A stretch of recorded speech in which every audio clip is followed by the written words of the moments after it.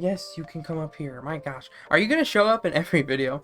Like, the minute I hit record, he just comes up and wants attention. He wants to be on camera. You're stealing my spotlight, man. I'll see how it is. I have to give him pets. I have to. If I don't do it, then it's, you know, it's all for nothing. This is his channel, don't you know? I need a weapon. Hello everyone, my name is Michael, aka Melt Mikey, and today on Mighty Gaming, I'm going to be showing you how to make that Twitch alert that you just watched. You can make this absolutely for free, and I'm going to show you step by step how to make this alert, and how to maybe even tweak the alert however you want it. It doesn't even have to be Halo themed, you can make this whatever you want. This is just to show you the principle of making a full screen Twitch alert like this one. There will also be a link down in the description below that'll take you over to a Dropbox folder where it includes this alert that you can download for free and you guys can use it. I'm giving it to you. It includes the WEBM video file for the alert itself and two versions of the audio, one with the music and one with no music, and it just says, I need a weapon. I decided to make this Halo themed alert in spirit of my latest video, which you can go watch up here or in the description below. There will be a link to that video where I review and go over everything there is to know about the upcoming Halo Infinite. So if you're interested in Halo Infinite and you want to know everything that there is to know, go watch that video after this one. So now to make this free custom Twitch alert, you will need DaVinci Resolve, which is what we're going to be using to make this alert for free today. And you will also need some sort of file converter.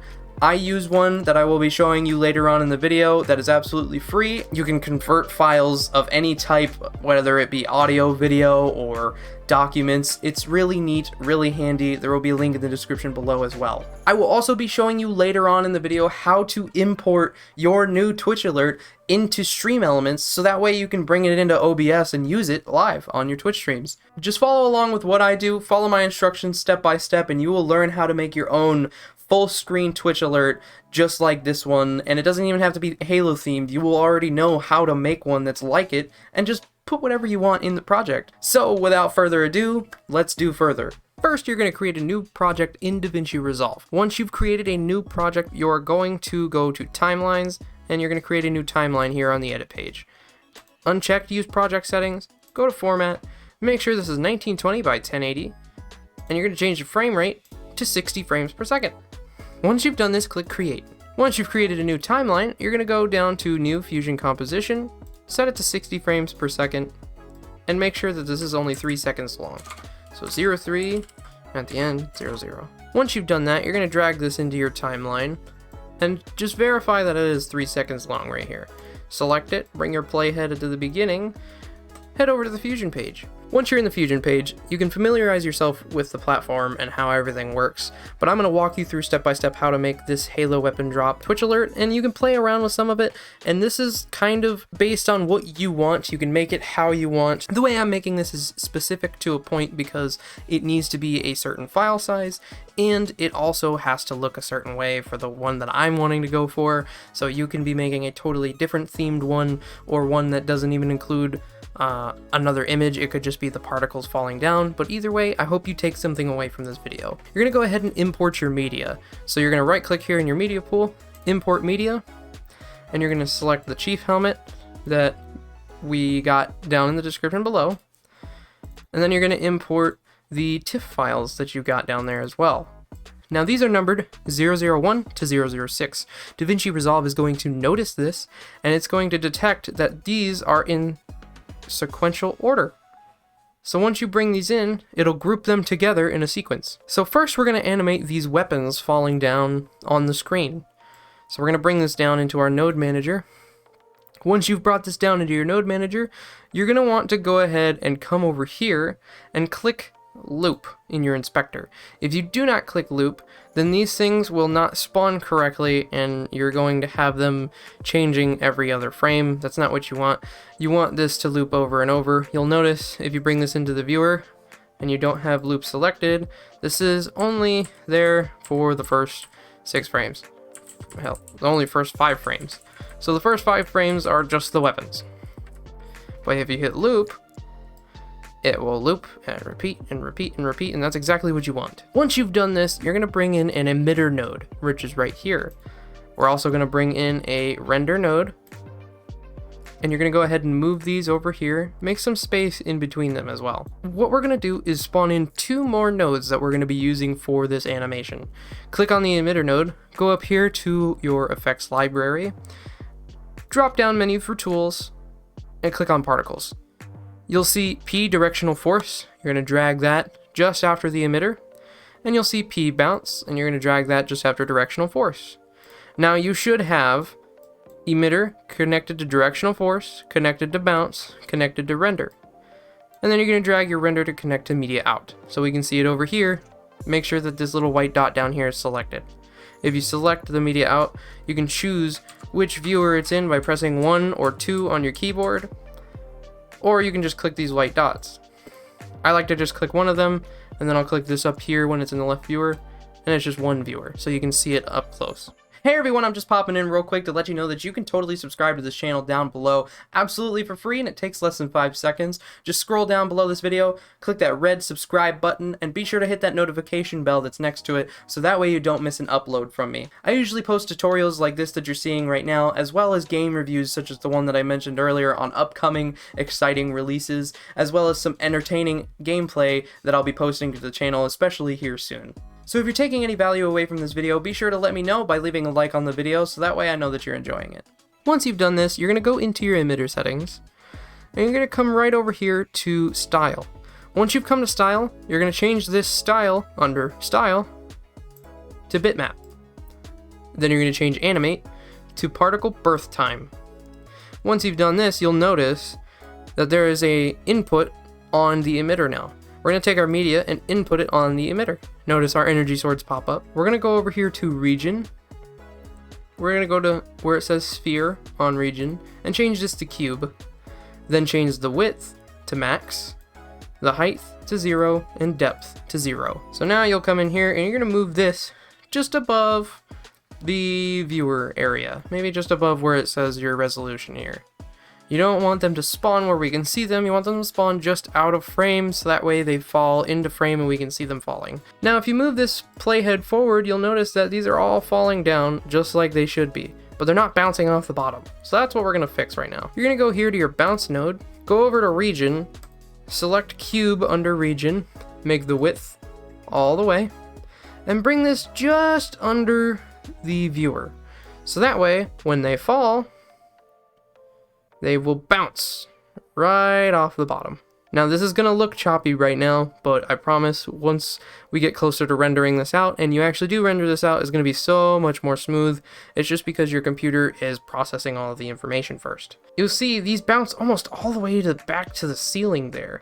You don't want it to bounce that high, right? So go up to where you can see them right at their peak, where they start to fall down again, which is right about maybe 50 frames. Go back over to controls. You're gonna bring this down just a little bit until they bounce up about 1/3 of the viewer, right about here.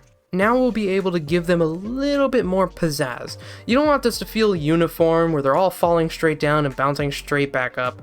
You want this to feel random. You want to feel like they're falling from the sky, right? Well, we're gonna change this variance level under our bounce inspector, and we're gonna just move this up a little bit. So some of them will bounce a little higher, some of them will bounce a little lower. And then we can bring this spin down just a bit as well for later, and we'll just up the roughness. This will change the direction they bounce in. You can put this as high as you want. Once you have done this, come back over to your emitter, and what we're gonna do is we're gonna go over to our style, go over to size, make sure that this is fit to screen, and in size, we're gonna increase the size of the weapons. We are also going to go into controls and change this number to 1. You're going to come up back to style and you're going to edit the size however big you want them to be. Now that you've gotten them how big you want them to be, you can change the size variance as well, and it'll make some of them bigger and some of them smaller. I like to do this because it gives the appearance that some of them are closer and some of them are farther away. Variance is everything when it comes to a project such as this one. Under your controls in your emitter, you're going to go down to rotation, and you're going to change this Z variance, and you're just going to bring it down or up, whatever suits your fancy, in whichever direction. This is going to give them a little bit of variety. Now you'll see if you play this back, I'm just going to scrub the timeline. They all fall a little bit, and they're gonna bounce they'll come up, and then they're going to start to come back down, but you see there's a lot on screen. They bounce again, and there's just even more, and it's just one huge mess, right? After the first bounce, we want them to disappear as they're going to come down for their descent, right? So right about 65 frames is where we want them to start disappearing at. So in controls, we're going to go down here to lifespan. We're still in our emitter node. Go down here to lifespan, and you're just going to click and drag on this number. It's going to be a little more accurate for you until you see a few of them start to disappear, just like that. Once you see the first few disappear, you're going to go under style, you're going to go to fade controls, and you're going to bring this down just a little bit to 0.95 or wherever you want it. Now if you notice, they're gonna fall down, they'll bounce up, and as they make the fall towards their second bounce, the ones that were there start to disappear. Now we're not gonna want this to come in until Chief comes in, which is going to be about 30 frames is when he comes in. What we're going to do is at 29 frames, make sure your play it is at 29 frames, you're going to set a keyframe for number. You're going to make sure this is set to 0. And then at 30 frames, you're going to set another keyframe and make sure this is set to 1. So notice, now they don't spawn in until 30 frames is when they're going to start spawning in. And then they'll start falling down and bouncing up, and they still fade out when they need to as well. So every frame is about 60 seconds, so it's going to start spawning in at 30, and then at 60 frames, they haven't made their first bounce yet, and this is only a 3-second alert. So the next second would be 120 frames, which is 2 seconds, and that's when we're going to want them to stop spawning in. So we'll set another keyframe at 119, set a keyframe for number, go to 120, bring down number to 0.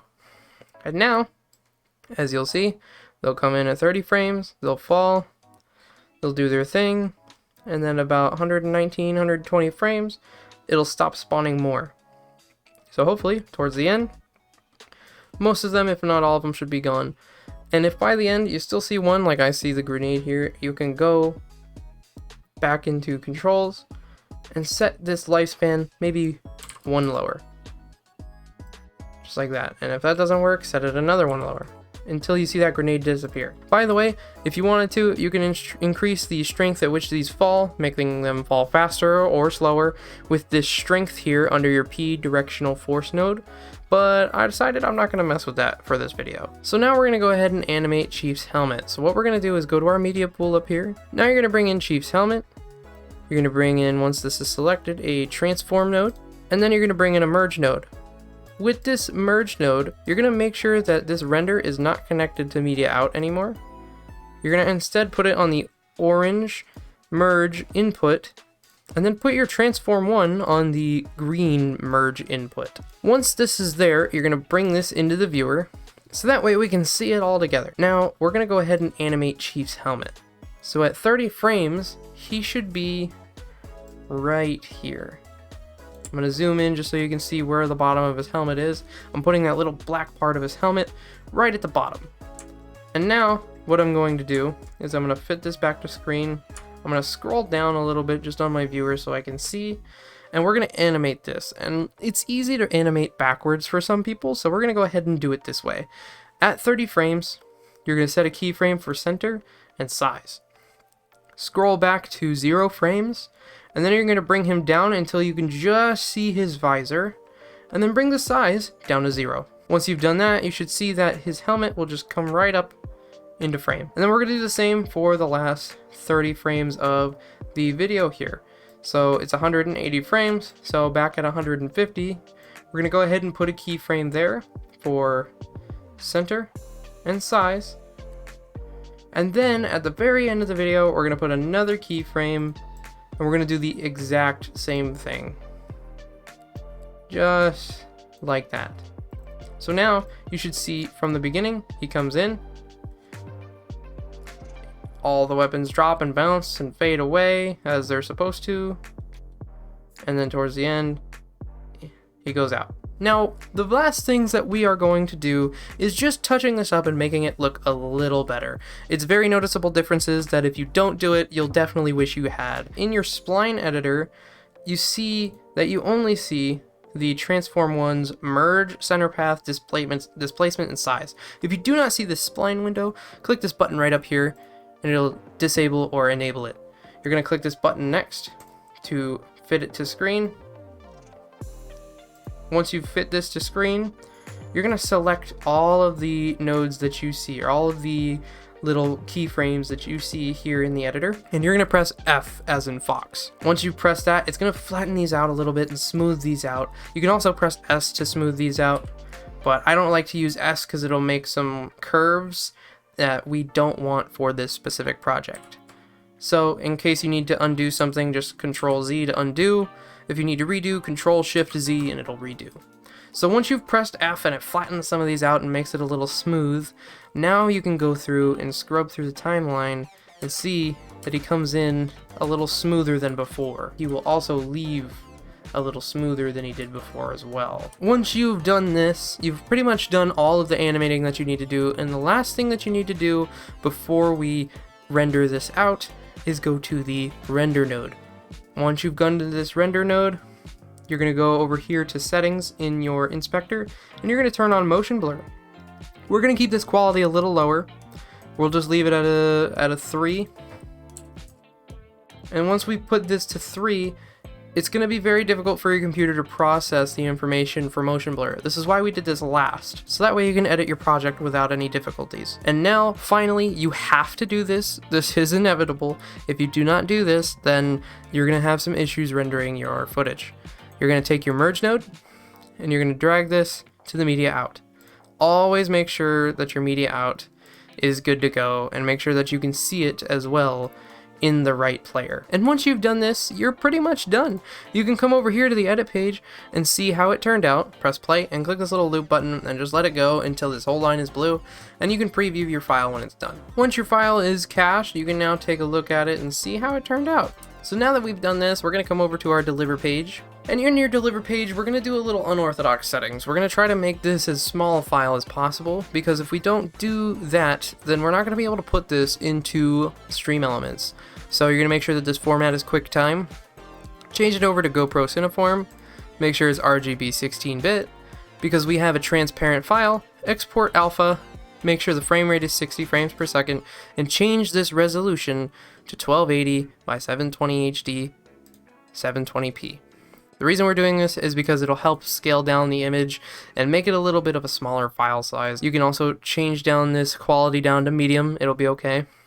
Once you've taken that quality down to medium, don't mess with anything else too much. Just go ahead and leave all that alone. You're just going to go over to your audio. We do not want to export audio because there is no audio to this clip. Go over to File, make a new file name. I'm going to call it Halo Weapon Drop, and then Browse.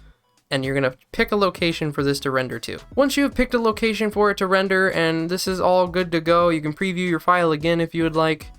Make sure that everything is set the way that it's supposed to be, and then once you're done, come down here to Add to Render Queue.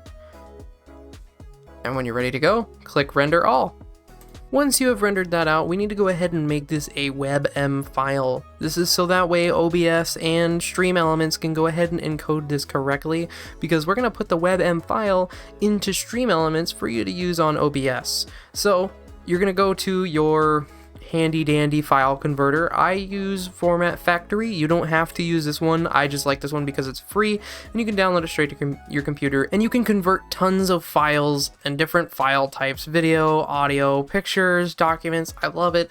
It's super handy. There will be a link in the description below if you do choose to download this, but then again, you don't have to use this one. You can use any one out there. So we're going to convert this to a WebM file. So if you do use Format Factory, you're going to click this WebM right here. And this is super simple. You just take your Halo Weapon drop it into there, and then make sure it's set to the correct location. Click OK, then click Start. Once it's done, you're going to go check out your WebM file right here and make sure that it is no larger than 30 megabytes, or in this case 30,000 kilobytes. You do not want it any larger than that because there is a file size limit on StreamElements that stops you from putting it on there if it is larger than 30 megabytes. Now inside of StreamElements, we're going to go over to My Overlays under Streaming Tools. You're going to create a blank overlay and make sure that the overlay resolution is set to 720p. Click this little plus button, add an alert box, and we're going to move this alert box to just fit this box that we just created here. We can also go in position style right here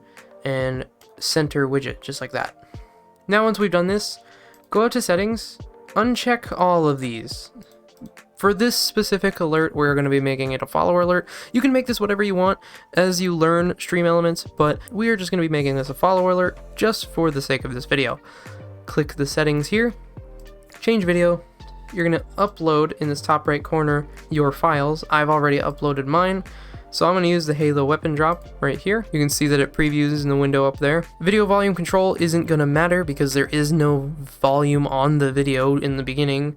Now we're going to upload sound, and you're going to upload your sound files. I already have mine uploaded here in sounds. Now I'm going to change this volume down to 30%, which seems like a decent one. You can put this at whatever it is, whatever you like. Once you've uploaded your sound, check your layout as text over image, and then make sure your alert message is whatever you want it to be. In this case, mine is just name is now following. Name being in brackets will show that that variable will display the user's name. Make this alert duration 3 seconds because it's only a 3-second alert. And then you're pretty much good to go. You can go down here into emulate. You can just go ahead and X out of this if you'd like.